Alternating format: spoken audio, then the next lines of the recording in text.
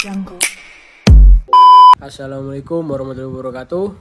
Kembali lagi dengan saya Arya Valendra. Untuk kali ini saya ingin membahas tentang kalkulasi biaya variabel dan laporan tradisional versus ABC. Sebelum saya mulai, ada kala baiknya kalian tekan tombol like, komen, dan subscribe.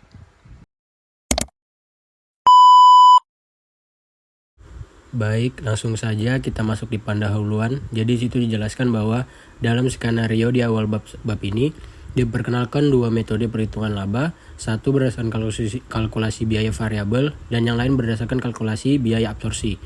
Keduanya merupakan metode kalkulasi biaya karena berkaitan dengan cara menentukan biaya produk. Ingat bahwa biaya produk diinventarisasikan, sedangkan biaya periode dibebankan pada saat biaya itu dikeluarkan. Perbedaan antara kalkulasi biaya variabel dan absorpsi tergantung pada perlakuan terhadap satu biaya tertentu atau overhead pabrik tetap. Selanjutnya kita masuk di kalkulasi biaya variabel atau variable costing.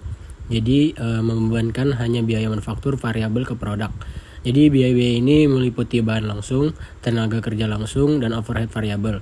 Overhead tetap diperlakukan sebagai bahan periode dan tidak disertakan dalam penentuan biaya produk. Dasar pemikiran untuk ini adalah bahwa overhead tetap merupakan biaya kapasitas atau ada dalam bisnis. Segera setelah periodenya berlalu, setiap manfaat yang diberikan oleh kapasitas akan habis dan tidak boleh diinventarisasi.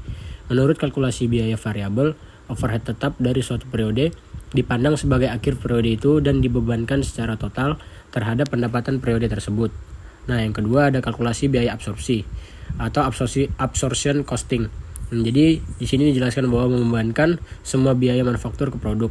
Bahan langsung, tenaga kerja langsung, overhead variabel, dan overhead tetap adalah hal-hal yang menentukan biaya produk. Jadi, menurut kalkulasi biaya absorpsi, overhead tetap dipandang sebagai biaya produk, bukan biaya periode. Menurut metode ini, overhead tetap dibebankan ke produk melalui penggunaan tarif overhead tetap yang ditetapkan terlebih dahulu dan tidak dibebankan sampai produk terjual.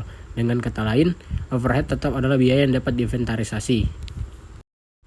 Selanjutnya ada penilaian persediaan. Jadi penilaian persediaan dalam kalkulasi biaya produk sangat penting untuk menentukan biaya pokok produksi.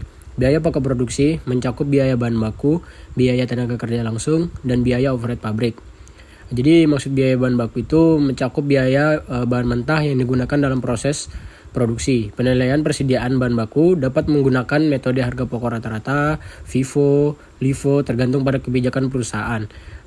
Yang kedua yaitu mencakup biaya tenaga kerja langsung yang diperlukan untuk mengubah bahan baku menjadi produk jadi. Biaya ini dapat dihitung berdasarkan jam kerja atau upah langsung yang dikeluarkan. Yang ketiga ada overhead pabrik atau factory overhead. Ini mencakup biaya-biaya pabrik yang tidak dapat didistribusikan secara langsung ke produk tertentu seperti biaya listrik pabrik, biaya penyusutan mesin, dan biaya perawatan pabrik. Penilaian persediaan overhead pabrik sering melibatkan alokasi proporsional berdasarkan jam kerja atau unit produksi. Dalam perhitungan biaya produk, persediaan awal dan persediaan akhir perlu dipertimbangkan. Persediaan awal adalah nilai persediaan pada awal periode, sedangkan persediaan akhir adalah nilai persediaan pada akhir periode. Selisih antara keduanya adalah biaya persediaan yang digunakan atau dijual selama periode tersebut. Selanjutnya ada laporan laba rugi, analisis dan rekonsiliasi. Jadi analisis dan rekonsiliasi laporan laba rugi ini melibatkan pemahaman mendalam tentang informasi keuangan untuk mendukung pengambilan keputusan strategis dan perencanaan jangka panjang. Nah, berikut adalah beberapa aspek yang perlu diperhatikan.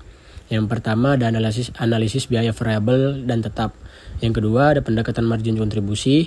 Yang ketiga ada pendekatan activity based costing atau ABC. Yang terakhir ada analisis break even point. Nah, jadi di sini saya ingin menjelaskan satu-satu aspek yang perlu diperhatikan dari analisis dan rekonsiliasi laporan laba rugi ini. Yang pertama ada analisis biaya variabel dan tetap. Jadi ini mengidentifikasi biaya variabel dan tetap dalam laporan laba rugi. Biaya variabel akan berubah seiring perubahan volume, produksi atau penjualan, sedangkan biaya tetap tetap konstan. Yang kedua ada pendekatan margin kontribusi. Jadi budget kontribusi ini untuk menganalisis kontribusi setiap unit produk atau lini produk terhadap keuntungan bersih.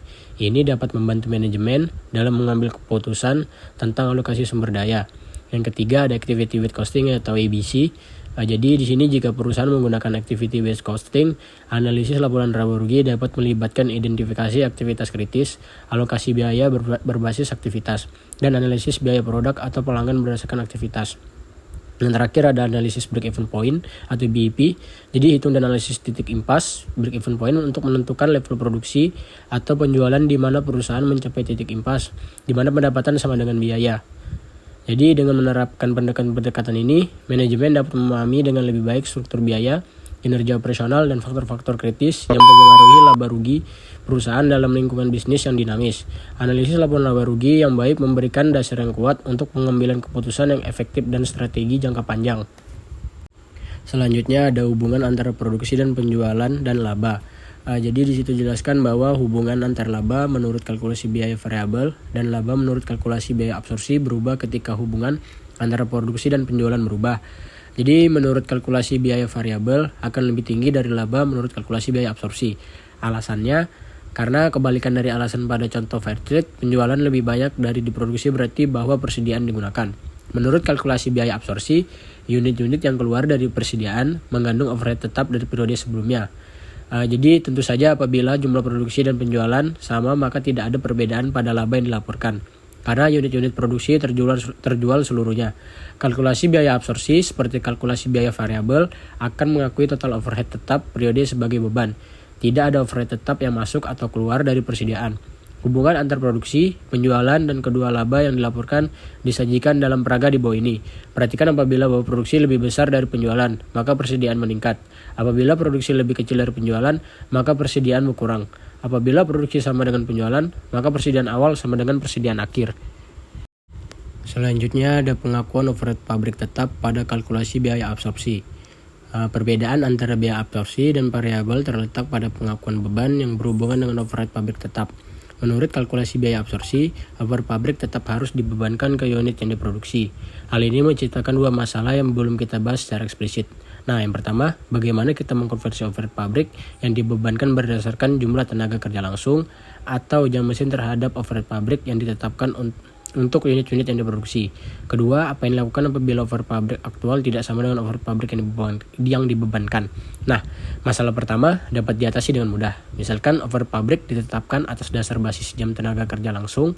Selanjutnya, misalkan dibutuhkan 0,25 jam tenaga kerja langsung untuk memproduksi satu unit.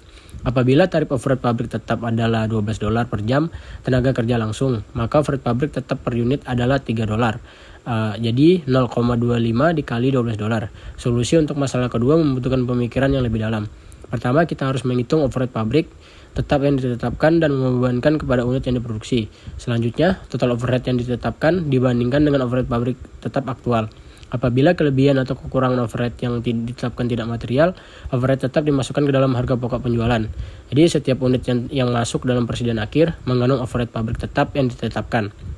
Overhead pabrik variabel atau yang juga dapat ditetapkan terlalu tinggi atau terlalu rendah diperlukan dengan cara yang sama. Selanjutnya ada kalkulasi biaya variabel. Biaya variabel adalah biaya yang berubah seiring dengan perubahan volume produksi atau penjualan. Dengan kata lain, biaya ini tidak tetap dan berfluktuasi sesuai dengan aktivitas perusahaan.